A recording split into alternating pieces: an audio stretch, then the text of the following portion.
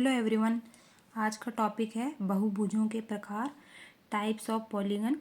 पिछली वीडियो में हमने भुजाओं के आधार पर बहुभुजों का नामकरण किया था। जैसे अगर भुजाएं 3 हो तो उसे त्रिभुज कहेंगे, भुजाएं यदि 4 हो तो उसे चतुर्भुज कहेंगे, भुजाएं यदि 5 हो तो उसे पंचभुज कहेंगे।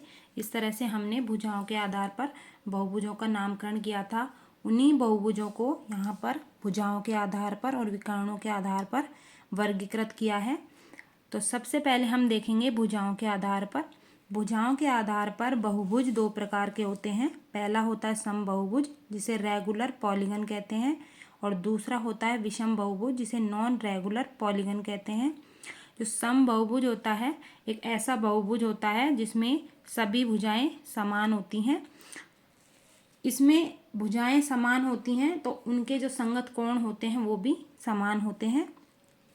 विषम बहुभुज में सभी भुजाएं असमान होती हैं, और यदि भुजाएं असमान हैं तो उसमें जो कोण होंगे वो भी अलग अलग होंगे, असमान होंगे।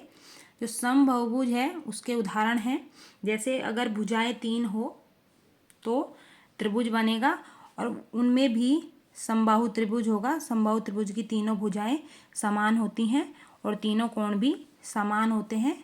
प्रत्येक कोण 60 डिग्री का होता है। यदि भुजाएं 4 हैं तो चतुर्भुज होगा, और उन चतुर्भुजों में भी वर्ग एक ऐसा समबहुभुज है जिसमें चारों भुजाएं समान होती हैं और प्रत्येक कोण 90 डिग्री का होता है। इसके बाद है समपंचभुज। इसमें भी पांचों भुजाएं समान होती हैं और इसमें प्रत्येक कोण 108 डिग्री का होता है। विषम बहुभुज के उदाहरण हैं समद्विबाहु त्रिभुज, जिसमें तीनों भुजाएं समान नहीं होती हैं, यानी 2 भुजाएं एक जैसी होती हैं और एक भुजा अलग होती है, तो ये भी विषम बहुभुज का उदाहरण है। अगर 4 भुजाएं हैं तो उनमें आयत एक ऐसा विषम बहुभुज है जिसकी चारों भुजाएं समान नहीं होती हैं। अगला है इधर विकर्णों के आधार पर। विकर्णों के आधार पर भी बहुभुज 2 प्रकार के होते हैं। पहला है उत्तल बहुभुज कॉन्वेक्स पॉलीगन, और दूसरा है अवतल बहुभुज कॉनकेव पॉलीगन। उत्तल बहुभुज एक ऐसा बहुभुज होता है जिसमें विकर्ण जो होता है वो बहुभुज के अंदर ही होता है और प्रत्येक अंत्यकोण का मान 180 डिग्री से कम होता है। अवतल बहुभुज एक ऐसा बहुभुज होता है जिसमें विकर्ण बहुभुज के बाहर होता है और कोई भी अंत्यकोण ले लें उसका मान 180 डिग्री से अधिक होता है। जैसे यहाँ इस तरह से 2 चित्र बनाए गए हैं। ये चित्रों के ये एक चतुर्भुज है और इसके शीर्ष हैं ABCD। तो यहाँ पर विकर्ण हम खींचेंगे तो AC विकर्ण होगा इधर, और इधर विकर्ण खींचेंगे तो BD विकर्ण होगा। तो ये दोनों विकर्ण हैं वो इस बहुभुज के अंदर की ओर हैं, इसलिए ये उत्तल बहुभुज का उदाहरण है। इसी तरह हम एक चित्र और देखें इधर, तो यहाँ पर जो विकर्ण है, विकर्ण हम पिछली वीडियो में खींचना सीख गए हैं, ABCDEF। विकर्ण आसन्न शीर्षों को छोड़कर बनाए जाते हैं। तो A के आसन्न शीर्ष हैं B और F, यहाँ छोड़ देंगे तो A को हम मिलाएंगे C से, A को मिलाएंगे हम D से, और A को मिलाएंगे हम F से। फिर हम B को A से नहीं मिलाएंगे क्योंकि आसन्न शीर्ष है, और C से नहीं मिलाएंगे तो B को हम मिलाएंगे D से,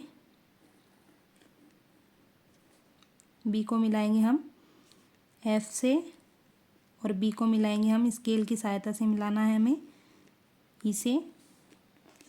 उसके बाद हम C को B से और D से नहीं मिलाएंगे, तो हम मिलाएंगे C को A से जो मिल रहा है पहले से ही।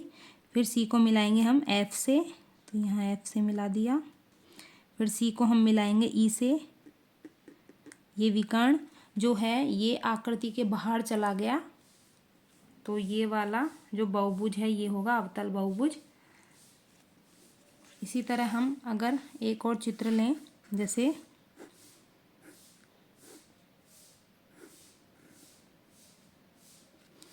इसमें भी शीर्ष ABCDE मान लेंगे।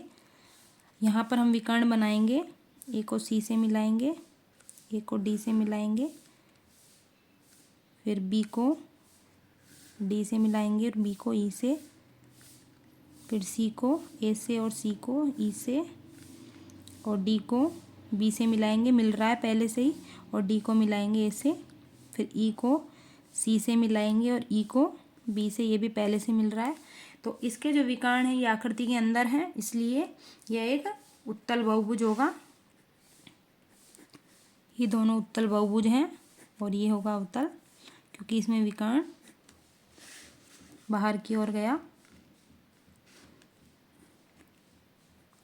एक चित्र और लेते हैं, जैसे ये एक बहुभुज है, इसमें हम विकर्ण बनाएंगे। जैसे यहाँ पर A B C D E, तो हम ए को बी से नहीं मिलाएंगे, ई से नहीं मिलाएंगे, ए को सी से मिलाएंगे और डी से मिलाएंगे, फिर बी को डी से मिलाएंगे। तो यहाँ पर जो विकर्ण है ये आकृति के बाहर गया, इसलिए ये अवतल बहुभुज कहलाएगा। इस तरह से हम उत्तल और अवतल बहुभुज पहचान करेंगे। यहाँ पर जो अवतल बहुभुज होता है उसमें जो अंत्यकोण होता है, जैसे यहाँ डी पर जो अंत्यकोण बन रहा था अंदर की ओर, इसका मान 180 डिग्री से अधिक था। यहाँ पर भी जो सी पर जो अंत्यकोण बन रहा था इसका मान भी 180 डिग्री से अधिक है, इसलिए ये दोनों अवतल बहुभुज होंगे। यदि वीडियो अच्छी लगी हो तो लाइक करें, शेयर करें और चैनल को सब्सक्राइब करें। Thank you.